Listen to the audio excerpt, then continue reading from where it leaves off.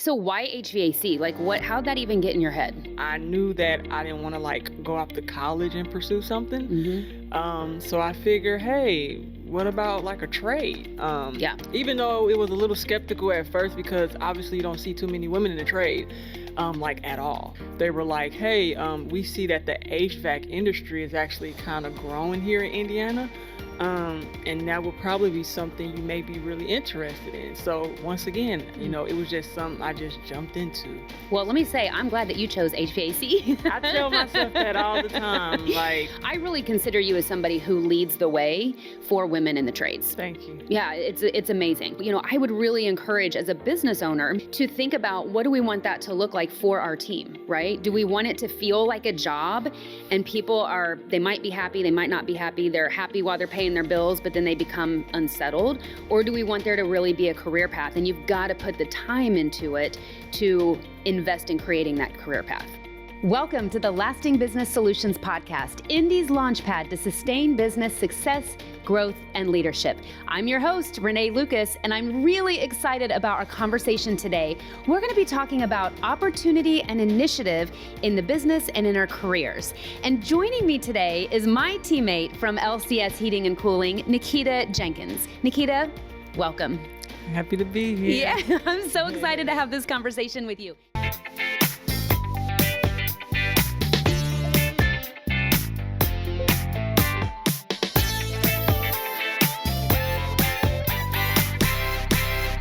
We're going to be talking about opportunities that we have to build a career and the initiative that it takes to make that successful.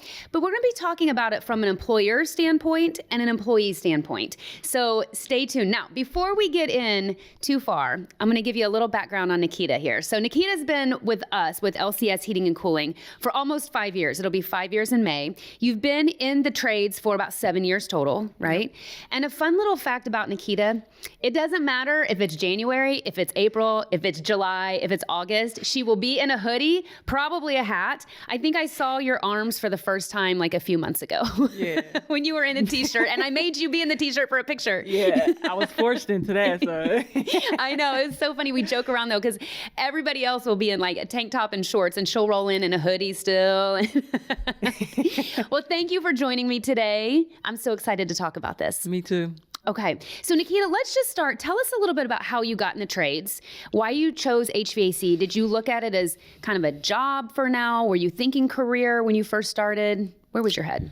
So back when I basically jumped into it, I would say, I was just looking for a better paying job. Yeah. I was literally just tired of living paycheck to paycheck. Yep. And I just wanted something more stable and really just being able to pay my bills and not have to worry about, how I'm gonna pay for this, how I'm gonna do that. Mm-hmm. So really I didn't really think of nothing long term during that time. It was really just me trying to survive, I would say. Mm. So why HVAC? How'd that even get in your head? Well, another little fun fact about me, I did not like school. Mm-hmm. So I knew that I didn't want to go off to college and pursue something. Mm-hmm. So I figured, hey, what about a trade? Yeah. Even though it was a little skeptical at first because obviously you don't see too many women in the trade, at all. It's gotten a lot better, of course, but you really don't see that. So I was just in between a few things. So when I started out going to a trade school and figuring out what trade I wanted to pick up, it was actually between getting my CDL, so being a semi driver, yep, HVAC, of course, heating and cooling, or it was more of welding. So after kind of talking with my counselor, they were like, hey, we see that the HVAC industry is actually kind of growing here in Indiana. And that would probably be something you may be really interested in. So once again, it was just something I just jumped into. Well, let me say, I'm glad that you chose HVAC. I tell myself that all the time. And all of those are great careers. You really can't go wrong in the trades, I'll say, at all. And I love it. Women in the trades, we talk about that all the time. And traditionally, you'll see women in the office, right? And so they'll be in the office or they'll be in marketing, but even technician, installing, even sales, it's still pretty rare to see women in the trades. And so I really consider you as somebody who leads the way for women in the trades. Thank you. Yeah, it's amazing. So let's talk a little bit about, at what point did you realize, I mean, it's been 7 years now that you've been in the trades. At what point did you realize this is going to be a long-term thing for me? This isn't just a job to get a paycheck for a while to pay my bills, but I'm going to develop this into a career. Honestly, I would say when I came along with LCS. And now awesome. I'm not trying to be mean or anything, but the first company I started off with, once again, even though I was there for about 2 years, never once really considered it as a long-term thing. I was just trying to be able to pay bills. Sure. And just, have extra money. But when I came aboard with LCS, it was like this whole other side to, this industry, HVAC. And I'm like, okay, I know how to, pretty much go out there and run service calls, do repairs. But then, there's the other huge side of it, and it's, communication. It's talking with customers. It's the soft skills. And I'm like, wait a minute, whoa. What is this? Like, I thought I made it and I was done, but I'm like, okay. So honestly, I didn't start looking at this as an actual career and a long-term thing until I got with LCS. So well, just like you said, thank you a minute ago, I'm going to say the same thing, because that's a huge compliment for us, and we take that to heart. And I'll say is, as a business owner, that's a decision that we have to make too, is what type of business do we want, and do we want for other people? Do we want something that, it's a job. There's a lot of resumes that come in, you hire people and you send them out and then see ya, right? At the end of the day or a year later, whenever. Or do you want to build a career path for people and give people a plan, which is a win-win for everybody, right? And so when you have people who, think of this, if somebody would ask me, tell me about Nikita. Like, she's coming into my home. I'm uncomfortable with having a stranger into my home. Nikita's been in my home. I've known Nikita for 5 years. You know what I mean? And so being able to speak on that, it's just different than, just sending somebody in that you don't know at all, right? True. So from an employer standpoint, thinking about taking the time, I'll tell you, Nikita, little behind the curtains on like the ownership part of the business, right?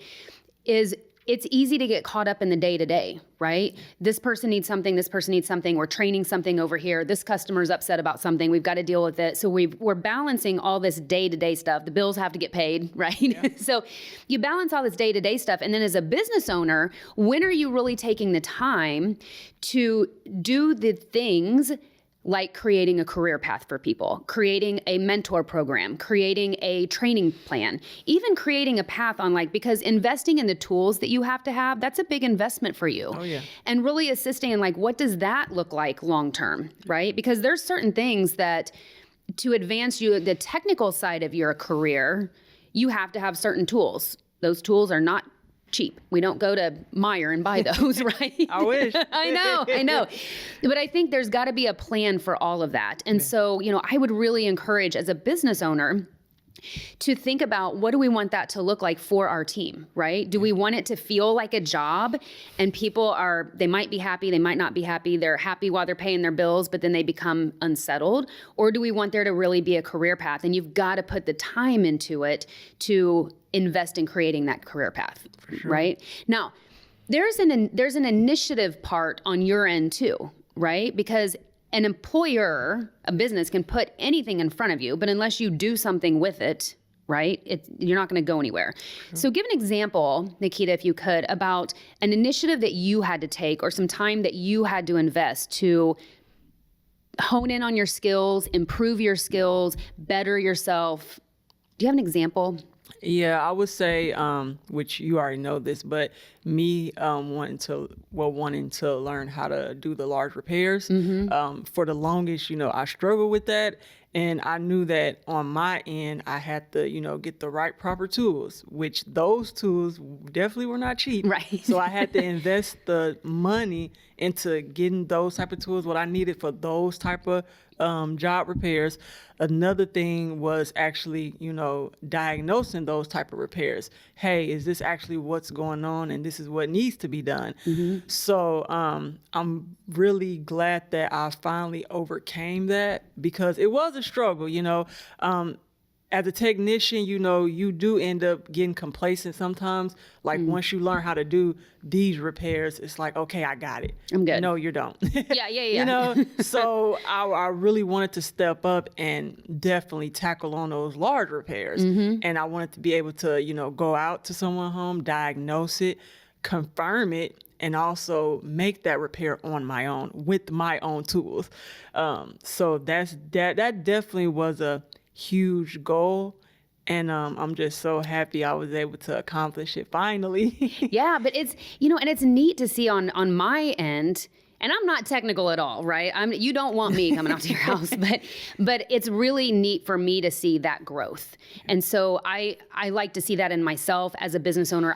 That's part of my purpose is giving people the opportunity to do it from there, right? We have the opportunity in the business. We're providing the jobs and the calls and things to be able to learn this and do it, but I can't make you learn it. I can't make you invest in yourself and invest in those tools. That's an initiative that you have to have to be able to advance your career, right? When we talk about some of the soft skills, it's easy, here in the trades, and just like in any business, you can get focused on the technical part, right? This is how I do this repair. This is how I do, if you're a chef, this is how I make this dish. Like, it doesn't matter what your technical skill is. That's what we tend to focus on, right? But how easy is it to talk to a homeowner about a $1,500 repair that they need?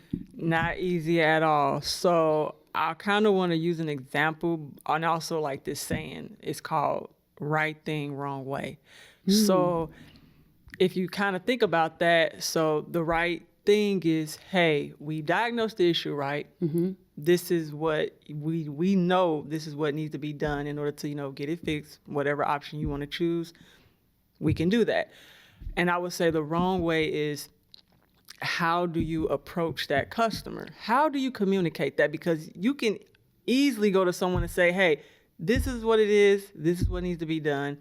How would you like to proceed? Right. But it's not that simple. You got all the feelings in there. You got to work through. Man, it's very in depth, and it's just building that relationship. It's communicating. It's the eye contact. It's listening to them. Mm-hmm. It's getting a real good understanding of what their needs and wants are. Mm-hmm. So I would definitely say, yes, we have the technical mind. Yes, we can do repairs. We know that, but that's only half of the job. That's only 50%. Right. The rest of it is literally engaging with that homeowner, customer, client, and just, being there for them, because obviously when we go to these people's houses, they're not happy to see us. That's just like when somebody has to go. That's just like when somebody has to go to the doctor. No one's happy. Yeah, I'm going to the doctor, or I'm going to the dentist. Or can't wait to get my furnace fixed today. It's like, we already know that,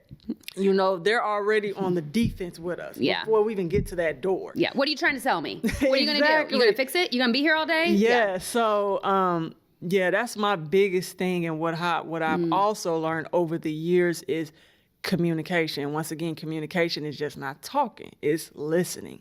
So, it's funny because we were talking about this just the other day, about how strong communication is like 80% listening. It's not even talking, right? It's really hearing somebody. How do you feel like some of those things that you've learned with communication and some of those soft skills, has it carried over into your personal life? For sure.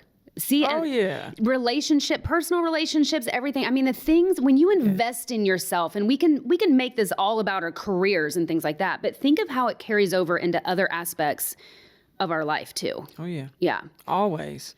So when we talk about earning potential in your career, we want there to be more opportunity than just living paycheck to paycheck and paying your immediate bills, right? So Nikita, if you want to take an amazing vacation, if you want to go have an incredible steak dinner, right? If you want to get your dogs a membership to the best dog park in the city, whatever that looks like, we want to be able to provide that opportunity as an employer, because that not only is going to help you in your career, but it's going to help you as a human. It's going to help you in your relationships. It's going to help your family. It's going to just help you grow personally and professionally, right?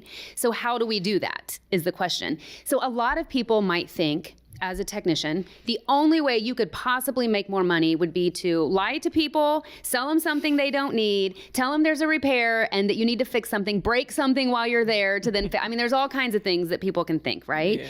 But what are some things, like when you're going into a home, you know, in our industry, what are some things that would be considered like opportunities for you?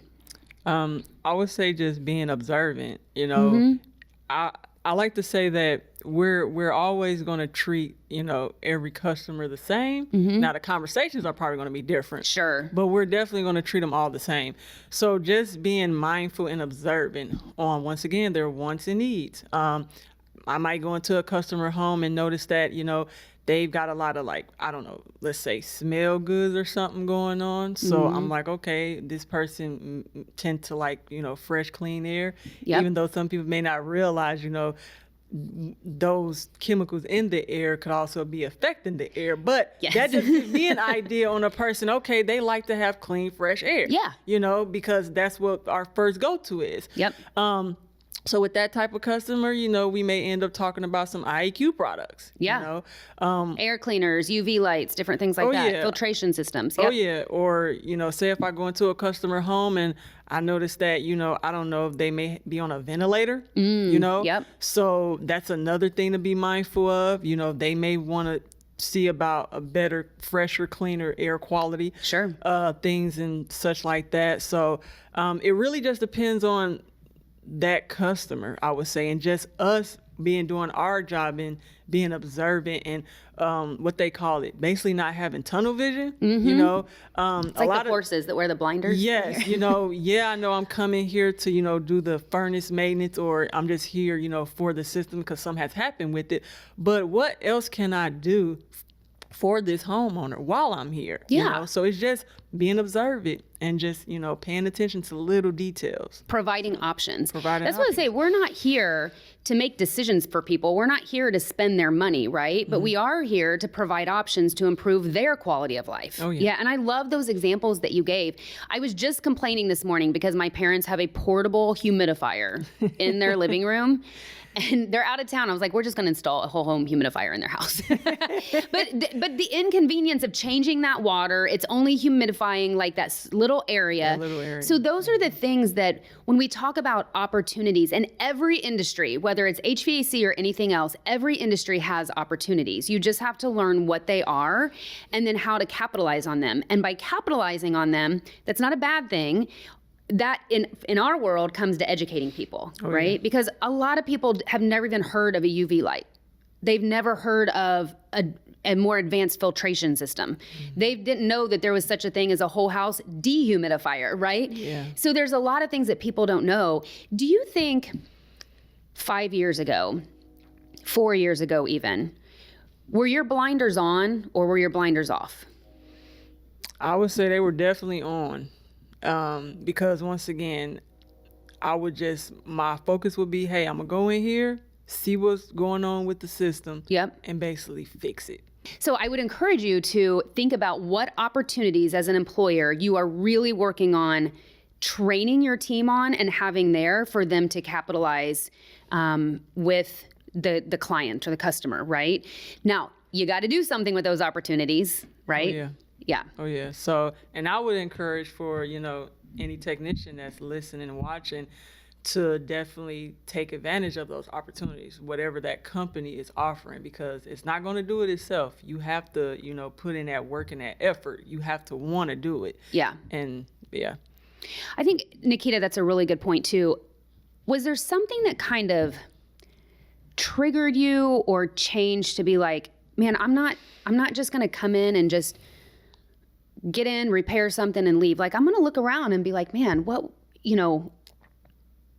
do I see that might result in something that this homeowner likes, right? So you'd mentioned before, like, I see that, they have good smelly things in their home, right? And so I'm going to look at their filtration system. I'm going to talk to them about air cleaners. I'm going to talk to them about these things. Was there something that kind of changed for you to make you invest in that part of your skill set in your career? Oh, yeah, and that's a good question. So I like to think of it as, in order to break patterns, you have to break patterns. It's literally, that's what it is. And I knew in order for me to advance, in order to, grow, I had to start breaking patterns, literally. The blinders, exactly. That was the pattern, yeah. So I would say, definitely just focusing on, hey, what can I do better? How can I advance myself? So yeah, just, changing up things, not doing that kind of day by day same routine, because we easily get caught up in, what we're used to doing. It's what's comfortable. It's what's comfortable, easy. Yeah. The brain doesn't, try to, put up a fighter, I would say, like that, because, our brains instantly wants to protect, and then when it's like, okay, I'm not used to this, I don't like it, Hold up. Yeah. So I would say, in order to break patterns, you have to break patterns, There's something that I keep in front of me all the time, and it's that quote of, like, the definition of insanity is doing the same thing over and over again and expecting different results. Yeah. Right? It's hard. And we always say, if it was easy, everybody would do it. Yeah. Right? What have been some of the results for you personally by breaking these patterns, right? And advancing yourself in your career and taking initiative and making something of these opportunities? How's that affected you?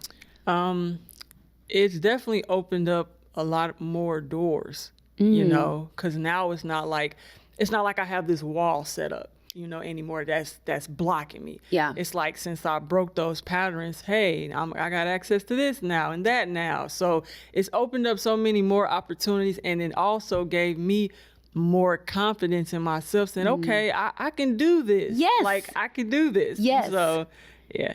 You know what? Confidence is so underrated, I feel like. I feel like confidence, because there's so many things with confidence that may be something in your personal life that you've never stood up to before that you have the confidence to, or maybe there's a hobby or something that you wanted to learn and you've never had the confidence or didn't think you could do that. And it carries over, and it intertwines in your personal and your professional life, which is how we grow as people. Sure. Right? And then I'll tell you, they always say too, you are a reflection of the 5 people that you hang around with the most, right? And when you are the person that brings the light and brings the success and brings the growth, and people see that, you attract those people to you 100%. And then you're with people who are interested in doing the same thing. And then I tell you, it just, that growth and that success and all that, it takes off from there, because then you're surrounded by like-minded people as well. Oh, yeah.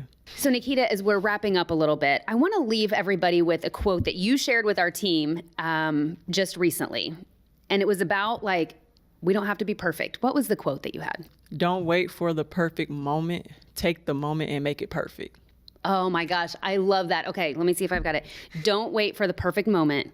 Take the moment and make it perfect. Yes. Yeah. It's like the 80-20 rule, right? And I feel like too, that's something business owners too can get hung up on that, on it has to be perfect before I talk about this with my team. It has to be perfect before we roll this out. It has to be perfect before whatever. No, get it 80% of the way there, get it rolled out, and then tweak and go along the way, right? Yeah. Because the longer you wait, the more, all of a sudden, a day's gone by, a week's gone by, a year's gone by, 5 years have gone by, and you're no further along than what you were before. Right? Oh, yeah. Has taking opportunity, the initiative and converting opportunity, has that changed your quality of life at all? It definitely has. I would have never thought, pretty much what I made last year, like I would have never known I would have been capable of doing that. Honestly, like that's like a game changer, life changer, career changer. Yeah. Like I never thought, like literally, once again, when I first came into this, I just wanted to be able to live comfortable, pay my bills, not have to worry. Yeah. And now it's like okay, I'm at a point where I've came a long way. Yeah. And, numbers don't lie. No, So- numbers don't lie. It's amazing. And I just want to make sure I continue down that path, and just, grow that number. Yeah. So, yeah. I tell you, it's a win-win for everybody, because when you're at your best and you're communicating well and you're listening to people and you're providing options that make them more comfortable in their home, it's 100% win for them, right? It's a win for you because you are increasing your skill set. You're learning to communicate better. Obviously, there's earning potential in there as well. And then obviously, it's a win for the company. You want to work with a healthy company, right? Yeah. Our clients want to work with a healthy company. We want to make sure that we're here. And so it really is a three-way win to learn what the opportunities are and then to have that initiative to capitalize on those. For sure. All right. Something that I will say too is, just to finish up, I've said like 3 times now that we're finishing up, but something that I'll leave with is, you and I have talked about, okay, now that we see the opportunity that we have as a team, let's set some real defined goals now, right? And so imagine how 2026 will even be different than 2025 because of these specific goals that we set, in addition to continuing to tweak our skill set, right? sure. It's going to be an amazing year. Oh, yeah. I'm excited. Me too. All right. Well, I'm going to leave you all with that quote and with those thoughts right there. Nikita, this was so great. Thank you for being on here today. Thank you for having me. Yeah. I'm glad that we did this. Me too. And I Glad. cannot wait to do 2026 with you. Oh, yeah. All right. Thank you for joining us. I hope you got a lot of great tips from both a business owner standpoint and employee standpoint on how to take those opportunities, how to make those opportunities, have the initiative, and do something with them so it's a win for everybody. Thank you for joining me, and I'll see you next time on the Lasting Business Solutions podcast.